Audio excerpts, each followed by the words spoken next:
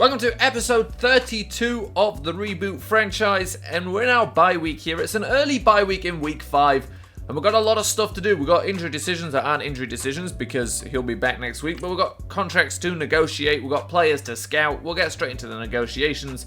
Both of these players we absolutely want to bring back. It seems like a very low offer, and I'm happy to give it to him. I'm surprised if you take... Okay, there you go. That seemed pretty cheap, to be honest. And we'll bump Wormley up for 5 years as well, because why not? We want to keep him as long as possible. And there you go. We've re-signed both of them. Fantastic. Get that out of the way. First minute of this video, and we're already 2 players better off next season. Now there's nothing else to do here, so we'll scout players. So we started looking at right outside linebackers. Adrian Robinson is a guy we can draft. We're looking for B+ in tackle, block shedding, or finesse moves, and then a B- in one of those as well. And now we've looked at all of the right outside linebackers, and there are no more. There is just the one B+ Adrian Robinson. That means we move on to strong safeties. Do we need a safety? Absolutely not. And with these kinds of projections, we can come back to this position at another time. And then it's on to free safeties, and I wouldn't again take a free safety hoping to play him at corner, because we can see from Gabriel Turner he's good, but he's not perfect for that position. But we see first rounders, second rounders. I think it's worth looking at this group because there could be somebody here, and at the end of the day, you got to take the best player available. So with the free safeties, we're looking for anyone with B- pursuit or better and C+ zone coverage or better. The zone coverage is a little bit more important than the pursuit, but that is what we're looking for. We then have to look at the 40-yard dash as well when we've got combine results. I don't think I've got anywhere to spend these 5 scouting points, but I always try and use them if I can. So here we are in week 6, and it's on to the Redskins, who are 3-1, so it's not going to be an easy game. Bernard Cooper has been cleared, but again, I don't think we need to bring him back. We're pretty happy. Let's take a look at the defense. We're pretty happy. With Gonzalez, it's an interesting choice there, but I haven't noticed a severe drop-off. Have we even really played much without Bernard Cooper? I'm not sure, but it's okay. We're fine. We've got Sanborn back at center as well, which is great. Now we've got that ridiculous interior back, so yeah, it's the outside tackles are the problem. That's where the sacks come from, but you know, the running game run by that interior. And, well, there's nothing else to do here. We can play the Redskins. Let's take a look at that team. So the quarterback is rookie Douglas George, 79 rated out of Texas A&M. The running back is Jeremy Hill, the 90 rating, but only 88 speed. I say only, our running back has a similar speed, and he just got 200 yards in the last game. The fullback, you saw him, Jamison Crowder, the number 1 receiver. Morris Prude, 84 rated, third-year player. Terrell Pryor, still on the team. And then their 4th guy, Derek Taliaferro. That's great. Tight end, Jordan Reed, 99 rated. Then Max Williams, 82. Of course, that's technically a returning player. Dion Sims, they're not bad at the tight end position. Left tackle, still Trent Williams. Brennan Scherf, still at guard. Bernard Monty, 85 rated. Harmon Tucker, 92 rated. That's great player they've picked up there. And Morgan Moses with the 86 rating, which means they've got a great offensive line. Jonathan Allen there with a 90 overall. Daniel Burrialt, okay, 77 overall. Ben Diaz, a 72 overall. So the line there gets a little bit weaker from those 2 positions. Ryan Kerrigan still on the team. Zach Brown, Scooby Wright, the 2 middle linebackers. Scooby Wright, a returning 5-sale franchise player, and Trent Murphy, the other outside linebacker. The cornerbacks, Josh Norman, Terrence Mitchell, Fabian Moreau, and nothing easy there necessarily because their worst guy who will be starting has very good speed, so he's obviously helped by that. The free safety, DJ Swearinger, and the strong safety, Sua Cravens, 96 overall. And those are the Redskins. So the Redskins, a lot of new faces in some important positions, so we're going to have to keep an eye out for that quarterback and kind of try and learn quickly how he plays. And they start off with a run there, and we pretty much managed to get the ball off in 3rd and 2. We get the first down with Trayvon Bromley, 1st and 10 now, and we're looking to pass.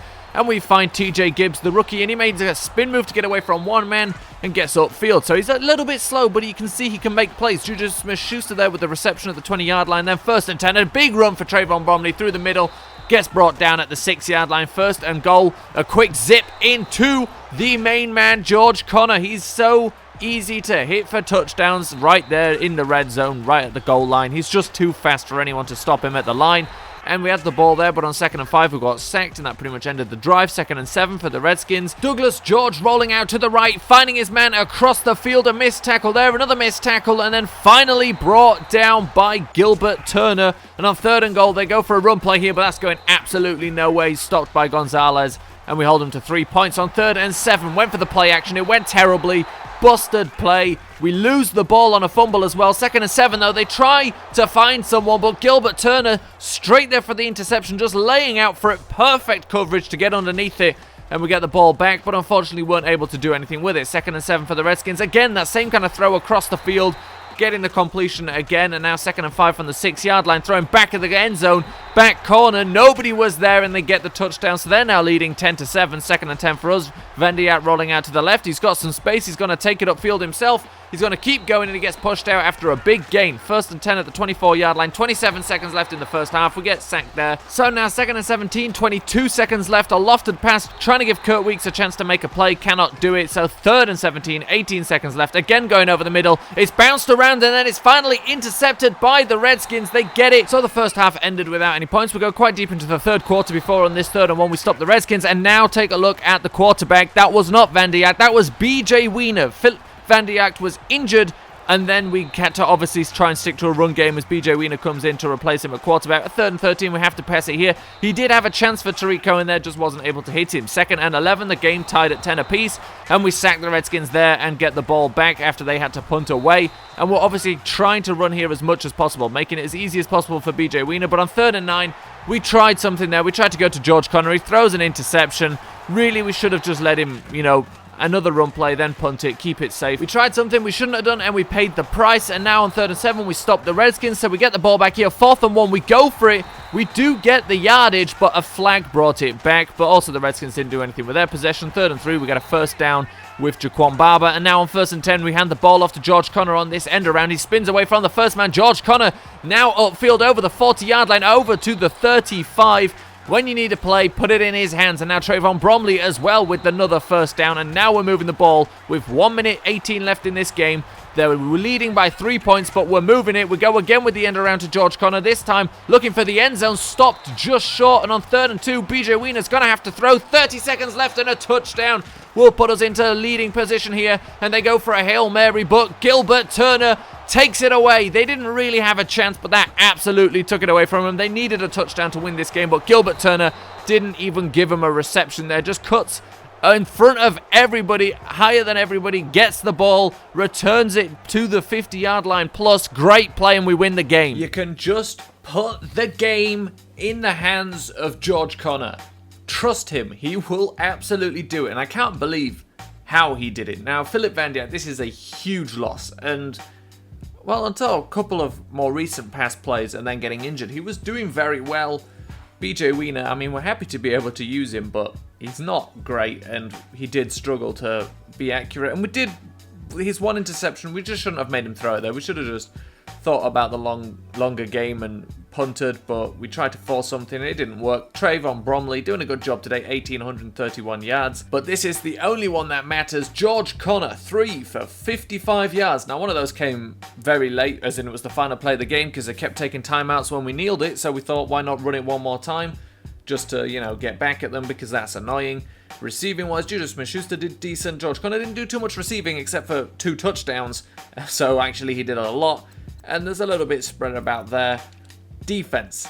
I wasn't too happy with defense, but they didn't do too badly either. 9 tackles for Rashad Peters. Of course, Rashad Peters, #1 player on this defense. But to be fair, you see some of the other tackles there. We'll take a quick look at the sacks. 1.5 there. Half a sack for Lakeith Spain. Half a sack. A bunch of guys with half sacks. But to be fair, Gilbert Turner making a statement in this game. 2 interceptions. Both of them crucial. One of them stopped them on a drive that could have ended up in a touchdown or field goal after a turnover. The other one wins us the game. Big time players make big time plays. Gilbert Turner playing out of position. When he has to, he makes these plays. I don't know how many interceptions he already has on the season, but I know that it's a decent number considering this is his 5th game. And we just did not stop making the big plays that we needed to. No fumbles, but 2 interceptions. Gilbert Turner, what a selection he ends up being. We went up to go get him, and it was worth it. So here we go, 5-0 after 5 games. Life looks very different under Todd Bowles, but to be fair, he did inherit an incredible roster. And Philip Van Diak is not injured long term. That is absolutely huge for us. That could have been disastrous if we would have had to run with BJ Wiener, because yes, he's got the best name in football, but he's not the best player with that 65 overall. And Van Dijk was playing well, but George Connor, I mean, you need him. You go, okay, running's kind of working, but we're actually struggling to get it done when it starts to come down to it, so we give him the ball. He doesn't just get a first down. He doesn't just get 10 yards, 20 yards. He gets 31 yards. George Connor is a man you can depend on time and time and time again. So now what we've got to do, we've got to look at some college players. We're looking at safeties still, trying to find a free safety potentially, because I tell you what, the investment we put into Gilbert Turner playing him out of position keeps paying off. He's multiple times made big time plays, and I can only assume he will continue to make those plays. So let's get scouting some more players. So, out of the free safeties, Nate Mancuso, who we already knew about, and Dixon Yeast potentially could be good. And we didn't actually know about Nate Mancuso, we didn't look at the fact he definitely has B- pursuit, so he is right where he needs to be, better than he needs to be. Dixon Yeast could potentially have C+ zone coverage as well. So now on to probably the most important position, and I like the fact there's 3 projected first rounders, 3 projected second rounders. It bodes well for being able to find someone here, and this year I'll be willing to use a first rounder on a left tackle. What we're looking for with left tackles, B- pass block, B- run block, and then in the combine we need them to have good strength as well, where you need to see their bench press be over 34. And obviously we like them to have good impact blocking. It's technically irrelevant, but there we go. We could potentially have someone there. We'll take a look, of course, when we've got more points, but we should be able to finish this group pretty quickly. Very important this year. So for the first time this season, pretty much since week 1, we've got a clean bill of health. No more injured players. Once we've played this game, we've got some contracts to negotiate. Obviously, we'll be looking at those left tackles. Outside of that, nothing left to do. We've got Bernard Cooper back, which is fantastic. 81 rated, of course, is very, very important for us. Stopping the run, things like that. I mean, this whole team is looking great. The XP is piling up. They've got to be able to improve them a lot. Everyone's just playing well at the moment. Philip Van Dijk's been playing well. I say everyone's been playing well. The tackles, still a little bit suspect, but it's good. And we're playing a team that has no pass rushers, the Indianapolis Colts. Let's actually take a look at what they look like at the moment. So quarterback, Andrew Luck. We didn't expect something different there. Kenneth Dixon, the running back, so look out there. And of course, I forgot until I started looking, of course, this is our rivalry. This is the team that tried to rack the points up on us, tried to run the points up on us late in the game in our first season, and we haven't played them since, so this is a big game for us. We absolutely have to put as many points on this team as we can. This is the new rivalry, the ex-Baltimore rivalry. Hilton Dodson, who is pretty slow with 86 speed, but not bad. Philly Brown as well on the team. Cesar Sampson. So they've got speed, and they've got Dodson, who I assume with an 84 overall and 86 speed's got good route running. He does 89, not bad. The tight ends, Patrick Person, a rookie. Left tackle, Cyrus Quanjo, which isn't great, 77 rating. Joe Haig, 84. Ryan Kelly, 87. Brian Schwenk, 81. And then Zach Banner, 85 rated at right tackle. So the line's not too bad. Chris Jones, 94 rated at the defensive end position. So I said that I have pass rushers, and they'll be running a 3-4, I assume, although Aaron Lynch doesn't quite fit into that. So I don't know what they'll be running, but 85 rated. It looks a little different to what I may have expected. Jonathan Hankins at defensive tackle. If they're running a 4-3, Gabe Wright as well. Left outside linebacker, Coney Ely. So they'll be running a 3-4. The middle linebackers, CJ Mosley, of course. Number 99 is a 99 overall with 99 awareness. Nick Kwiatkowski, 85 rating. Right outside linebacker, Joey Colombo, a rookie out of Texas, 81 overall. The cornerbacks, and they had Judon as well, so they've got our players. Cornerbacks, Vontae Davis, Quincy Wilson, Jeremy Sullivan, and Max Smelter. The free safety, Malik Hooker, 90 overall. The strong safety, Clayton Geethers. This is a good team, actually. They've not won many games this season, but it's a lot better team than it looks when you look at the record. Forget any other game we have played. This is the one we've been waiting for since the first season. The Indianapolis Colts. They ran the score up on us the last time, and it was completely unnecessary because we were a sorry team not doing anything. But we're coming for a revenge this time. 3rd and 9. Andrew Luck looking to pass, going over the middle, lofts it up for his receiver, and Marlon Humphrey should have taken that one back, but he didn't get the interception. We go for an end around with George Connor. Spin move away from that guy. Picks up the first down. We love that play with him now. Jaquan Barber now trying to find something, doesn't find too much. An injury timeout there as well, but it's okay. 2nd and 9. Van Diat looking to run. He gets up the middle. Perfect run from him. Should have slid, but it's still a first down. 1st and 10 again. A handoff to Trayvon Bromley. Finding some space around the right side. Spinning away from one man. Still going. CJ Mosley cannot catch him. Trayvon Bromley finally gets pushed out at the 17-yard line. 3rd and 11 now from the 18. Throwing to the end zone, and he's unfortunately hit. That's TJ Gibbs who wasn't able to make the catch. A shame there. 3rd and 10. Looking for that first down with a pass to the flat, but we just get there in time. Cohen, the rookie, with the tackle. 2nd and 10. Pass there. This time TJ Gibbs catches that one. Takes it upfield. TJ Gibbs is a good man to hit on those routes where he has to get open, because he will. Great route running, great catching, just not great speed, but he makes up for it. 2nd and 1. Andrew Luck, we obviously didn't get anything on our last drive, and a great sack there by Tyus Bowser. Just comes flying in there and manages to bring him down with one arm. 3rd and 11 now. Looking to pass, rolling to the right. He's got a receiver wide open. He gets him. The first tackle does actually bring him down. I was going to say the first tackle misses. It doesn't. 1st and 10 from the 49 now. Rolling left this time. Trying to buy himself some more time. Looks to run himself, but he's taken down, and that's a sack. 3rd and 5. A lot of thirds we're getting here, but there they get another first down on that completion. 3rd and 11. Another 3rd down. The 3rd down completion percentage right now has to be crazy as he finds T.Y. Hilton. He was matched up against Gilbert Turner, who just didn't have the speed. But now George Connor spinning away from one man. George Connor still going upfield. Finally pushed out of bounds. 2nd and 12. Philip Van Diat rolling to the left as a little pressure was coming. Gets George Connor there on a slant. And George Connor, no one's going to catch him here. They may get close, but they're not going to be close enough. And Connor is in for a 53-yard touchdown. 3rd and 9 for the Colts. Andrew Luck again completing another 3rd down, and they're over the 50-yard line. 2nd and 15 here, and that should have been another interception by Marlon Humphrey. He had 2 chances in this game. Both of them he should have been taking back. Now 1st and 10 for Philip Van Diat, buying some time before he looks for Ashley Stokes, and now it's a foot race, which means it is over. Nobody is going to catch Ashley Stokes. He takes back kick returns. He can easily take that one into the end zone. Now we're in the second half, leading 17-7. And a quick slant there to George Connor gets us a first down. We've kind of found they're struggling to stop this formation. They're struggling to stop these plays, but they managed to stop us there. George Connor not able to bring that one in with a defender draped over him. We have to score now, 20-7. Andrew Luck throwing it deep. Somehow he completes it. 3 defenders in the area, none of them able to stop it, but they only got a field goal out of it. And on 1st and 10, we're looking for George Connor deep. He makes the catch. He gets out of that attempt to tackle from Vontae Davis, and he's into the end zone.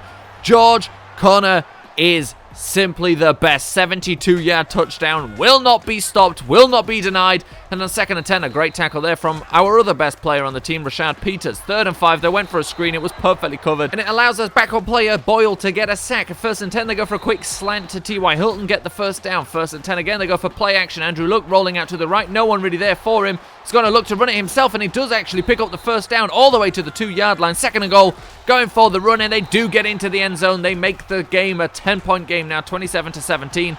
And then 2nd and 1, pressure comes in. 3rd and 12, it sets up. Philip Van Diat manages to just let go of that one, and George Connor again with another catch, and he takes that one into the end zone. When it looks like we've lost hope, George Connor somehow turns it into a touchdown. Now T.Y. Hilton, similar kind of player, looks like he's going to try and take this one, just gets stopped there. Casey Jacobs pushes him into Marlon Humphrey's way, but Andrew Luck there just got out of the way of Hunter Washington. But on 1st and goal at the 1-yard line here, this is all you need to see apparently. George Connor's in for a rushing touchdown, and we extend the lead again to 41-24.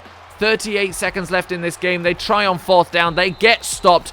And now we make a stupid decision here. We decide to try and run up the score on them. Instead, we throw an interception here. That's a stupid decision we shouldn't have done. We should have just kneeled it and finished the game. But on 1st and 10, Andrew Luck gets sacked, and that ends the game here with no more points. That was without a doubt the George Connor show. Now, that final interception, I'd been arguing with myself the entire time. Do we try and run up the score on him, or do we act like the bigger man and just, give it up once we've got the easy win? Try to run up the score, we throw an interception, but Philip Van Diat, apart from that, was playing perfectly, 359 yards, okay, not perfectly, 60% completion percentage, 4 touchdowns, rushing. Trayvon Bromley had himself a good day as well, to be fair, and had 7 attempts, but got 78 yards. George Connor, 5 for 47 and a touchdown, and then Ashley Stokes, we tried to get going on end arounds as well, just didn't work. I don't know if it was Connor's blocking or whether it just wasn't the right play when we tried it with him. And then George Connor, 5 receptions, 231 yards, 46.2 yards per catch, touchdowns 3, and to be fair, a couple of those had broken tackles included. It's not like he was just open and then had to catch it and run. He broke a bunch of tackles as well. Ashley Stokes, 1 for 87, And Gibbs as well with a nice catch, 1 for 24. And then defensively, Keywan Hardwick leads the team in tackles with 9. We don't want our safeties to lead the team in tackles, but strong safeties at least a little bit better. Hunter Washington with 8. But then our cornerbacks coming up next with those. The sacks, 2 for Rashad Bass, who had to play outside linebacker for us for a bit. Darrington Boyle with 1. Tyus Barnes with 1. Hunter Washington with 1. Bernard Cooper coming back, getting 1 and then getting injured again. And then no turnovers whatsoever. It was a good game though. It's exactly what we needed. And the biggest rivalry in the NFL was born again, and this time we come out on top. So we do have one longer term injury, and I do believe it's going to be Bernard Cooper again. I think we're going to have to look at drafting a replacement because he gets injured a lot. He's just missed 5 weeks, comes back and misses another 7. That's basically him done for the season. I mean, it's not literally because he will come back, but he's missed the majority of the season at this point. Outside of that, that's it. We're done here. We won't bother doing the contract negotiations and stuff in this one. We go 6-0.